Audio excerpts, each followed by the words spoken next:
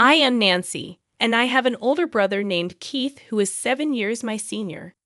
Keith has always been academically exceptional since childhood, consistently delivering top-notch performances. He graduated from a prestigious high school and university, making our parents immensely proud. However, the constant praise and high expectations seemed to shape his personality in an unexpected way as he grew older. After completing his education and securing a new job, Keith decided to leave our family home. During his departure, he sarcastically remarked about being unable to endure the mundane life in our house any longer. I can vividly recall the mixed emotions on our parents' faces at that moment, surprise and the hint of sadness. In the past, Keith was a cheerful and cherished member of the family. Personally, I felt a twinge of anger. I never excelled academically or in sports like my brother did. My high school wasn't super prestigious, but I valued the warmth and love within our family. Both Keith and I owe our lives to our parents' support. It saddened me that he seemed to overlook the importance of our family bonds.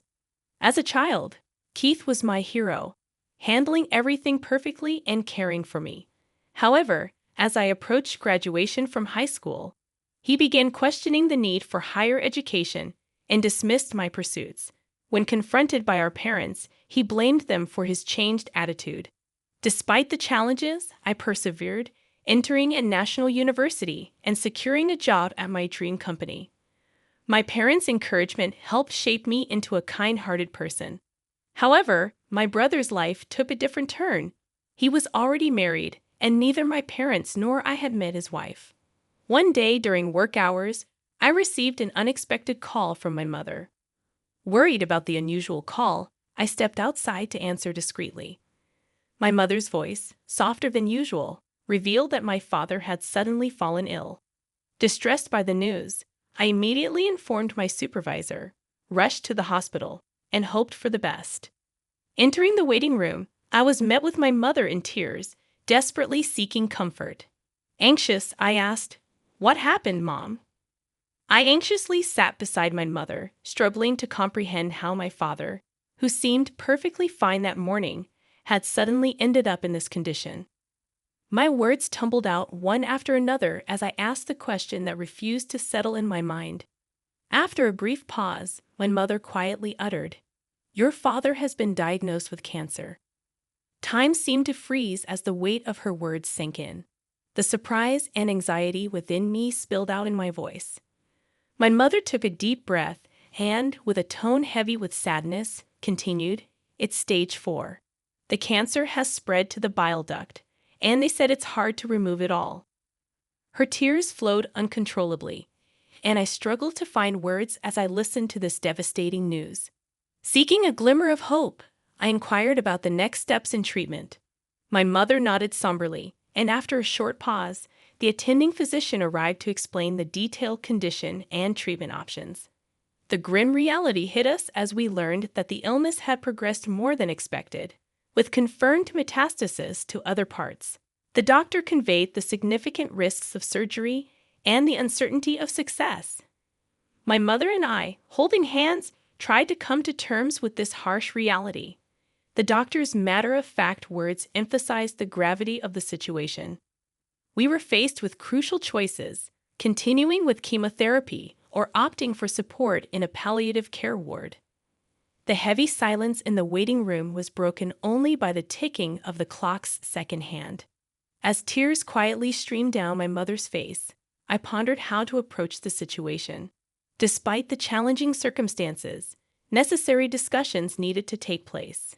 Realizing the importance of including my brother Keith, I suggested contacting him immediately to make a decision together.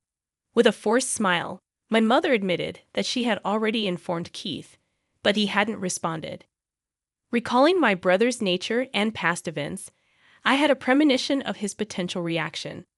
Keith tended to get upset when seeking help, avoiding tough decisions.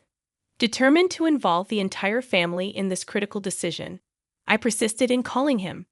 After more than 10 attempts, I finally heard my brother's slightly irritated voice. "Why do you keep calling me?" he snapped. Urgently and anxiously, I explained Dad's condition, questioning why he hadn't come to the hospital despite being informed. His response lacked empathy or understanding, shaking me to the core. Unmoved by the gravity of the situation, he dismissed it as unnecessary concern, stating, "There's no point in discussing further. I'm hanging up." Stunned, I was left reeling from the exchange. I found myself in a state of bewilderment, unable to conceal my astonishment at my brother's indifference. I was aware of his lack of a sense of family bond and gratitude, but the extent of his detachment was beyond what I had anticipated. When I returned to my mother, a look of concern was evident on her face. In response to her inquiry about what happened, I explained that it seemed he was quite busy, avoiding the details. My mother sighed deeply, murmuring that it would have been comforting if Keith was here. My father, choosing to spend his final moments in a palliative care ward, quietly passed away a few months after that decision. I conveyed this somber news to my brother over the phone and provided details of the wake and funeral. However, his response was cold, stating he was too busy with work to attend, urging us to proceed without him. True to his word, he didn't appear at our father's wake or funeral. Even my mother seemed shocked by this fact, likely never imagining her son wouldn't show up for his father's funeral. Both family and acquaintances expressed surprise and disappointment at his absence. After the funeral, in a moment of quiet reflection amongst the family, my mother sighed deeply, muttering to herself that he really didn't come. I took her hand and reassured her, saying firmly, "Mom, let's not worry about him anymore. We have to let him walk his path. For now, let's cherish our memories of Dad." My mother tightly squeezed my hand in response, smiling and saying, "Thank you." Unexpectedly, the next day, my older brother appeared at the apartment where we live. His usual expression was replaced with an urgent restlessness. Without any greeting, he demanded to know, "Where is the inheritance father left behind?" Shocked by his demand, I emotionally retorted, expressing disbelief at someone who didn't even attend the funeral now making such inquiries.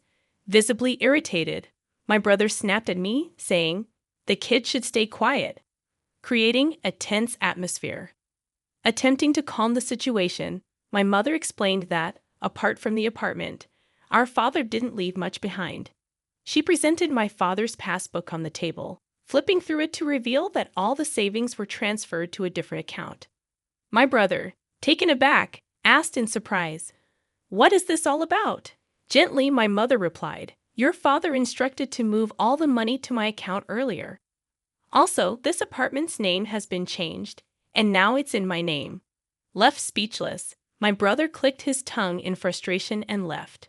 Watching his departing figure, we were once again filled with admiration and gratitude for our father's foresight and his plan to protect the family. A few months later, my mother unexpectedly fell and was rushed to the hospital. The family was filled with shock and concern upon learning that she had pneumonia in a more advanced stage than initially thought. Despite feeling relieved when she was diagnosed with a minor cold at a small clinic, detailed examinations at a major hospital revealed a much more severe condition with only about 3 months to live. Hearing this news left me at a loss for words. I found it hard to believe, especially considering how healthy she appeared. Tragically, just a few days after the 3-month mark, my mother quietly passed away. The absence left behind an indescribable stillness and sorrow. Filled with guilt and grief, I questioned why I hadn't noticed sooner or taken her to a larger hospital immediately. Even after learning about my mother's pain, my brother showed no signs of coming to our house. My aunt, my mother's sister, and I handled the arrangements for the wake and the funeral. Understandably, it was a significant shock for my aunt that my brother didn't appear at our mother's last rites, just as he hadn't for our father's. Although my aunt was extremely outraged, I felt that expecting anything or saying anything to my brother was meaningless, recalling his past actions. However, a few days after the funeral, as my aunt and I were sorting out the heirlooms, my brother appeared again, accompanied by his wife, whom we were meeting for the first time. "Where's Mom's inheritance? She must have left something, right?" My brother brought up this question from the beginning. I was both shocked and dumbfounded. My aunt, equally stunned, stared at him in disbelief.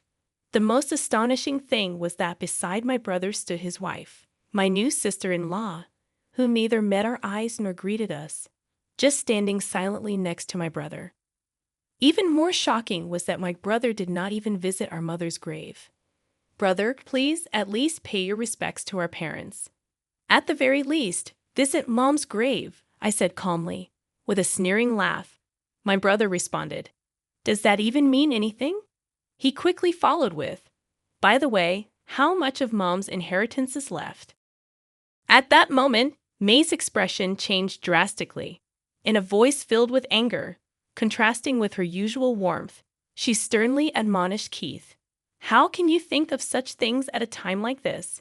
Nancy is managing the funeral on behalf of both of you, putting in all her effort. Shouldn't you act with a bit of gratitude, thinking of your parents?"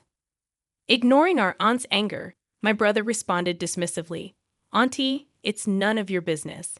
Don't interfere." With these demands from my brother and sister-in-law, the atmosphere in the room became cold and tense. Behind my brother, my smiling sister-in-law said, "Of course, I remember your name, Nancy. Do you plan to keep all of your mother's inheritance for yourself?" "Sorry, but we can't allow that. This apartment is so lovely. I think it's perfect for us." I never imagined that my brother and his wife would say such things. "Why should I have to leave for the sake of both of you?" I asked, my voice quivering. While twirling her finger, my sister-in-law continued, "This apartment has just been renovated, and its location is amazing. It's close to the station, and there are plenty of shops, so we'll be living here." At the peak of my anger, I confronted my big brother, asking, "All you care about is the inheritance. What are you thinking?" Unable to hold back, I raised my voice, turning away. My brother let out a heavy sigh. Such vulgar behavior. "Do you think raising your voice solves everything? We'll be back here in 3 days. Have everything ready to move out by then." With those words, their intentions became crystal clear. A mix of my anger and sadness bubbled up, and I couldn't stop my tears from flowing. But this wasn't just a one-time event. I had to think about what to do next. Determined, I wiped my tears, and my aunt gently tapped my shoulder, handing me a letter. The delicate handwriting of my mother adorned the envelope's surface. "What's this, Auntie?" I cautiously opened the envelope, my aunt explaining, "Your mother entrusted this to me for a just-in-case scenario. She told me to give it to you at the right moment." Tears formed in her eyes as I unfolded the paper inside. My mother's beautiful handwriting filled the page. "To my precious Nancy, if you are reading this letter, it means I'm no longer in this world. I'm truly sorry for our parting," it began. A warmth filled the back of my eyes, tears beginning to flow.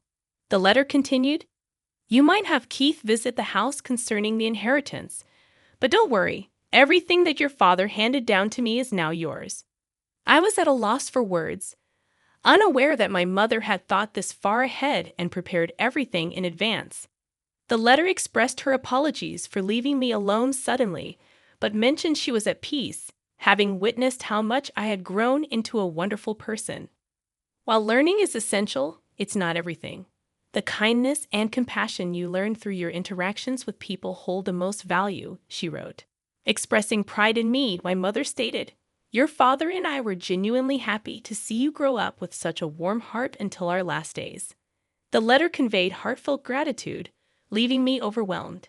Despite the tears blurring the words, I was determined to take in every sentiment my mother had conveyed and continued reading. She revealed that, following my father's wishes, she had secretly changed the apartment's ownership to my name.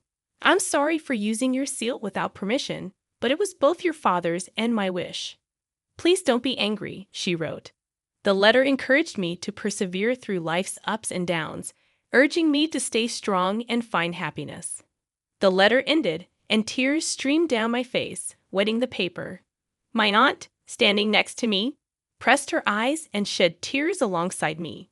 "Your sister truly cared about you. In her heart, you were a treasure," my aunt said gently, holding my hand.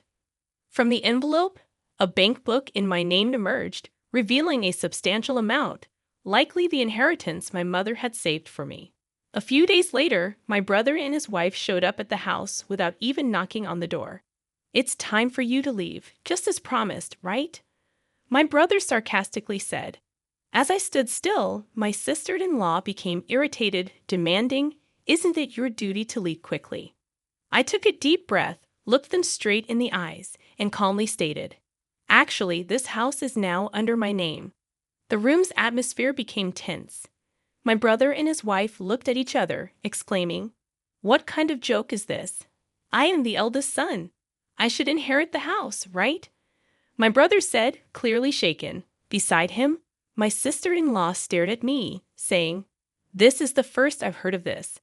However, I had decided to state the facts. The house and the inheritance are all managed under my name, so there's nothing to divide. My brother frowned and insisted, "Then hand over half of that inheritance to us." I questioned, "But this money was left for my future and to ensure that I take care of the house. You always looked down on me, and now you're asking for money. What changed?" His face turned red, and surprisingly, my sister-in-law exclaimed, "Wait, what is this? This isn't what we were expecting." From what I gathered, my brother recently faced significant trouble at his job and was subsequently fired. Not only that, but he and his wife were moving from one day job to another, seemingly in a tight spot financially. With my revelation, their expectations were shattered, and they began bickering, placing blame on one another. Calmly, I said, "This is my house now. If you make any unnecessary fuss, I'll call the police." Trembling with anger, they reluctantly accepted my words and left. Since then, I've had no contact with them. I deliberately deleted all their contact details and began a new life in this apartment, my treasure filled with memories of my father and mother. Now I have a loving partner by my side, and we plan to build a new family in this apartment. He respects my decision and proposed that we take the first step of our new life here. Our future is bright, and I want to pass on the warm love my parents gave me to the children we will have in the future.